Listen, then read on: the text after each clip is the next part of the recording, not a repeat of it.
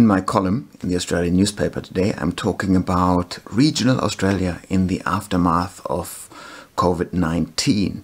If we remember the months and years before COVID-19, one of the biggest demographic challenges in Australia was always to redistribute population growth. Australia actually wants population growth. The more, the better for the economy. But the main problem was that population growth was distributed very unevenly.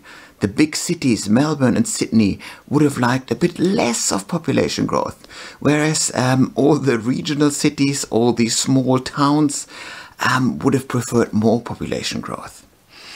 How does regional Australia, those smaller towns, those regional satellites, how do they actually change? How are they impacted in the aftermath, in the economic aftermath in a post-corona world? I'd say the first of the main 4 points that I'm making is the natural strengths of regional Australia will actually continue to be very, very important and even more important over the next couple of months. These are essentially the agricultural benefits. Australia can easily produce enough food for all its 25 million residents, no problems there. We will actually double down on agriculture as much as we can. We try to strengthen this as an industry to export more, but there are not too many jobs to be gotten out of the agricultural industries.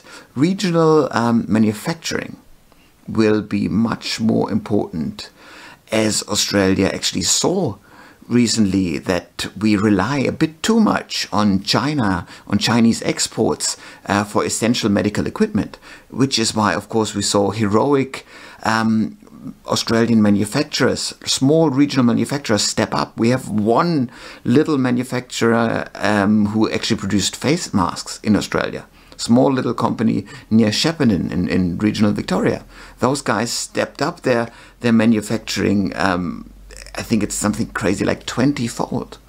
This is fantastic, and we'll double down on manufacturing. And in the aftermath, in the post-corona world, if we double down on manufacturing, if we really try everything that we can to establish more manufacturing in Australia, we will try to do so in regional Australia. Industrial land is cheaper there. We can easily get labor to follow there once we create the jobs. The pay difference between manufacturing income in the inner city or in a capital city and regional Victoria isn't big. It's actually very small. That said, the cost of living differences are way different, are way better.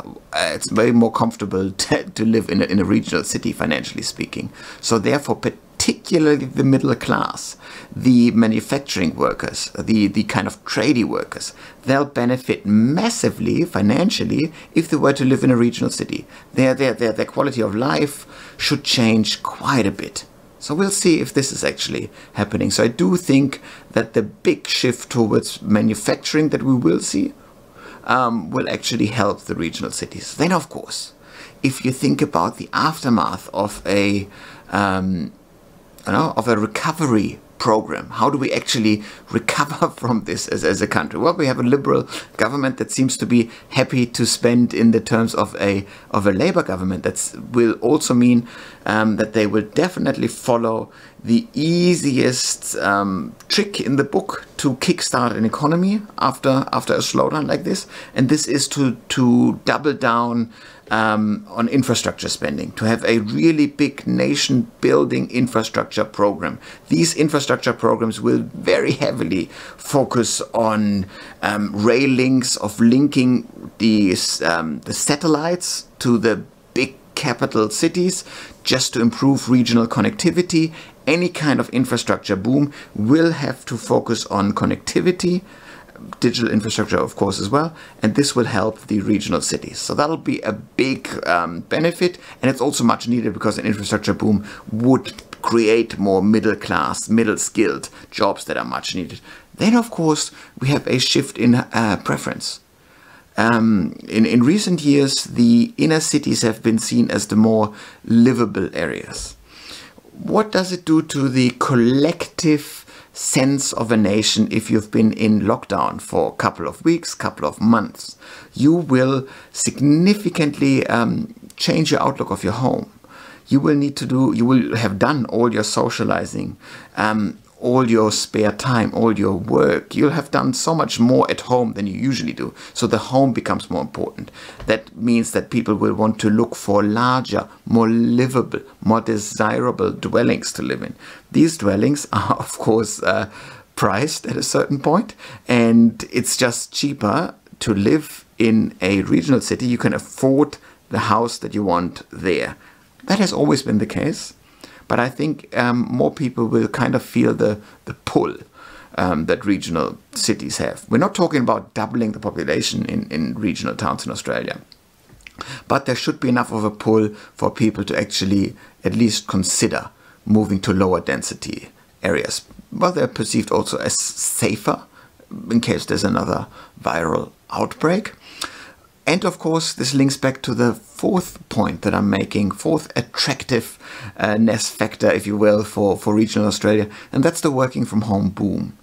At the last census, 2016, we had 4.4% of the population working from home. That's a very small percentage. This percentage right now is heaps higher, way bigger.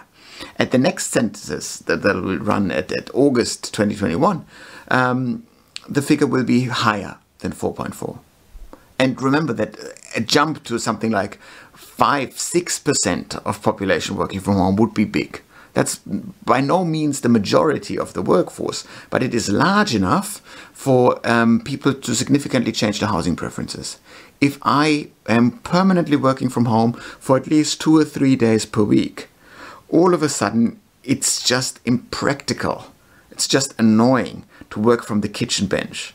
To do this, you hear stories of people taking their Zoom calls in the bathroom because the rest of the house is a madness with kids running around and everything. In order to avoid this, more people will demand an extra bedroom, which will be used as a small, humble bedroom that will be used as a separate study with a closed door where you can work in peace and quiet.